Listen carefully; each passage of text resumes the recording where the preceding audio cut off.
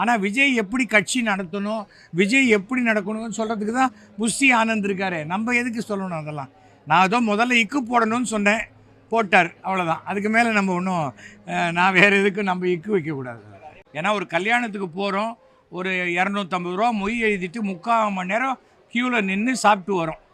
அப்போது நம்ம நாட்டினுடைய தலை விதியையும் எதிர்காலத்தையும் மாற்றி அமைக்கக்கூடிய, நம்ம மக்களுக்கு நல்லது செய்யக்கூடிய மக்கள்னு யார்?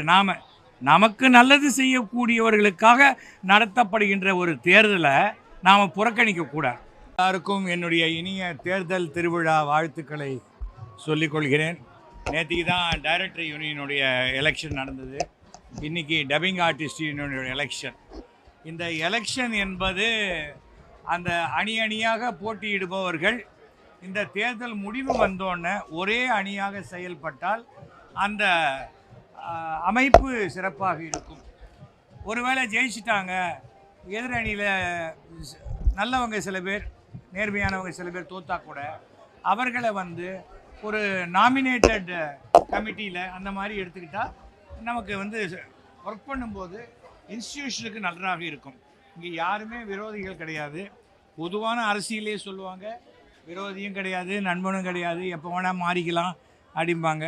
ராத்திரி 2 மணிக்கு தோணி 3 மணிக்கு மாறுறவங்க இருக்காங்க, 3 மணிக்கு தோணி 4 மணிக்கு மாறுறவங்கெல்லாம் இருக்காங்க. அதனால் நம்மளை பொறுத்த வரைக்கும் யாரையும் எளிமையாக நினைக்காம நம்ம எந்த அமைப்புக்காக போராடுறோமோ அந்த அமைப்பு சிறந்து விளங்குவதற்கு உண்டான அனைத்து விஷயங்களையும் செய்யணும்.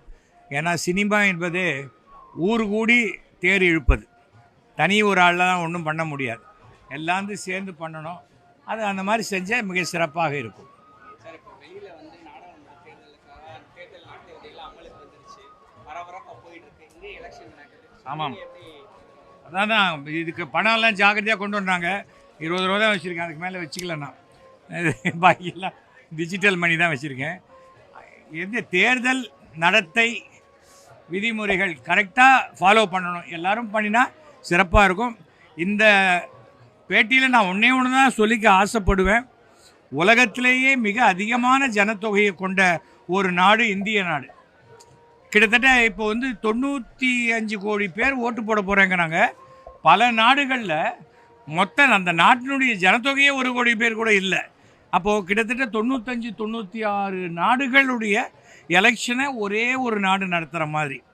அப்போது நம்ம என்ன பண்ணணும்? ஓட்டு போடுவது நம்ம கடமை அப்படின்னு நினச்சி போடுங்க. யாருக்கு வேணால் போடுங்க, பிடிச்சவங்களுக்கு போடுங்க, பிடிக்காதவங்களுக்கு எதிராக போடுங்க, இல்லை யாரையுமே பிடிக்கலையா நோட்டாவுக்காவது போடுங்க. ஆனால் ஓட்டு போடுங்க. அன்றைக்கி உட்காந்து டிவியில் நல்ல படம், இது முதல் தடவையாக காட்டுறாங்க, இதெல்லாம் அப்புறம் பார்த்துக்கலாம்.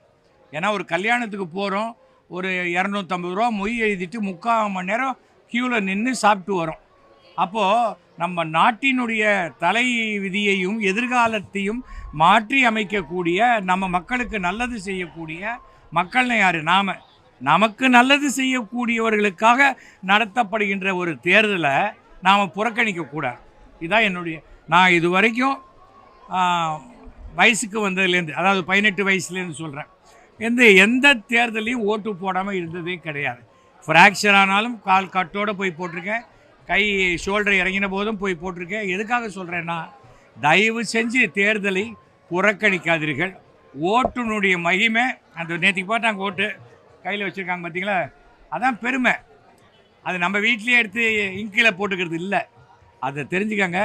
கண்டிப்பாக தவறாமல் நாம் வாக்களிப்போம், ஒரு சபதத்தை ஏற்றுக்கங்க, எல்லாமே சிறப்பாக அமையும்.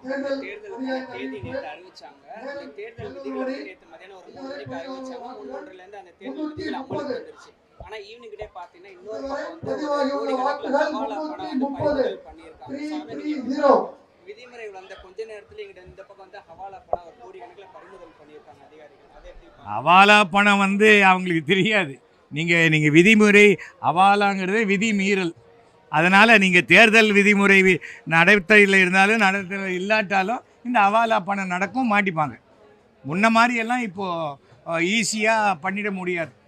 மிகப்பெரிய எந்த விஷயத்துலையும் இன்ஃபார்மர் இருக்காங்க, எல்லாத்துக்கும் ட்ராக்கிங் சிஸ்டம் இருக்குது, எல்லாமே இருக்கிறதுனால ஏதோ ஒரு விஷயத்தில் 1 கிலோ உப்பு ஊற்றா நமக்கு 50 பைசா தானே கிடைக்கும், அதுக்கு மேலே இந்த பொட்டலம் ஊற்றா நமக்கு ஐயோ ரூபா கிடைக்குமே நினைக்கலாம். ஆனால் அதுக்கு பிறகு வாழ்க்கையில் ஏற்படக்கூடிய கஷ்டங்களை அவங்க நினைக்கணும். எந்த சம்பாத்தியமாக இருந்தாலும் அது நேர்மையாக உழைப்பில் வரக்கூடிய சம்பாத்தியமாக இருந்தால் யாருக்கும் பயப்பட வேண்டிய அவசியம் இல்லை. சார், இந்த தேர்தல் கடந்த தேர்தலை விட இந்த தேர்தல் வந்து ரொம்ப பயங்கரமான ஒரு போட்டியாக இருக்குது, விறுவிறுப்பாக இருக்குது. அந்த களத்தை நீங்கள் எப்படி சார் பார்க்குறீங்க? இப்போது இந்த எம்பி தேர்தலை பொறுத்த வரைக்கும் மே மாதம் வரைக்கும் நான் மௌன விரதம். சார், அதே மாதிரி சார் சார் இப்போ தான் மௌன விரதம்னு மௌன விரதத்தை முறிக்க சொல்கிறீங்க. இந்த எலெக்ஷனுக்காக எல்லாருமே பயங்கரமாக ஒர்க் பண்ணிட்டு இருக்காங்க. ஸோ இந்த போட்டியில் வந்து விஜய் சார் வந்து கட்சி ஆரம்பிச்சிருக்காரு, மக்கள் நல்லா இருக்குன்னு சொல்லிட்டு.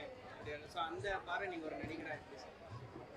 விஜய் வந்து இன்னும் 2 வருஷம் இருக்குது அவர் வரேன்னு சொல்கிறதுக்கு. இப்போ தான் அன்றைக்கி போட்டிருந்தாங்க 75 லட்சம் பேர் உறுப்பினர் ஆகிட்டாங்கன்னு சொல்லி. அப்போ 75 லட்சம் பேருமே இப்போ இந்த 75 லட்சம் வாக்குகளை காமிச்சிட்டாலே அவர் வந்து கெத்தாக இருக்கலாமே. அவர் ஏன் போஸ்ட்போன் பண்ணான்னு தெரியாது. ஆனால் விஜய் எப்படி கட்சி நடத்தணும், விஜய் எப்படி நடக்கணும்னு சொல்கிறதுக்கு தான் புஷி ஆனந்த் இருக்கார். நம்ம எதுக்கு சொல்லணும் அதெல்லாம்? நான் ஏதோ முதல்ல இக்கு போடணும்னு சொன்னேன், போட்டார், அவ்வளோதான். அதுக்கு மேலே நம்ம ஒன்றும் நான் வேறு எதுக்கும் நம்ம இக்கு வைக்கக்கூடாது. அதே மாதிரி இப்போ தமிழர்கள் வந்து கடந்த சில நேரத்தில் இந்த போதைப் பொருள் வர ரொம்ப பெருசாக இருக்கும். போதைப் பொருள் உலக அளவிய ஒரு பிரச்சனை. போதைப் பொருள் இல்லை அதெல்லாம் நான் யார் பேரையும் நான் பேச மாட்டேன். ஏனென்றால் மாட்டிக்கிறவன் மாட்டிக்கிறான், மாட்டிக்காதவன் மாட்டிக்கிற வரைக்கும் வெளியில் சுற்றிட்டு இருக்கான், அவ்வளோதான். இதில் வந்து இந்த கட்சி ஜாதி மதம் இதெல்லாம் வராது. போதைப் பொருள் என்பது மிக கடத்தல் செய்யக்கூடிய ஒரு தீவிரவாத செயல். அது யார் செஞ்சாலும் மிக கடுமையாக தண்டிக்கப்பட வேண்டும். இது உலக அளவில் இருக்குது.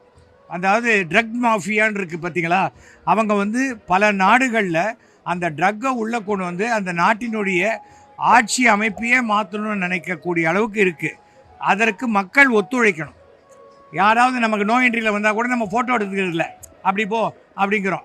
சட்டத்துக்கு புறம்பாக யார் நடந்தாலும் அதை தட்டி கேட்கணுங்கிற தைரியம் நமக்கு இருக்குன்னா எல்லாமே சரியாக வரும். இது வந்து உலக அளவில் நடக்குதுன்னீங்க. ஆனால் இந்த மாதிரி அந்த போதைப் பொருள் விவகாரத்தை ஒரு சில கட்சிகள் வந்து தங்களுக்கு சாதகமாக தேர்தல் பரப்புரையாக சொல்கிறாங்க. அதை நீங்கள் அவங்களுக்கு எந்த மாதிரி? மௌன விரதம் வரேன்.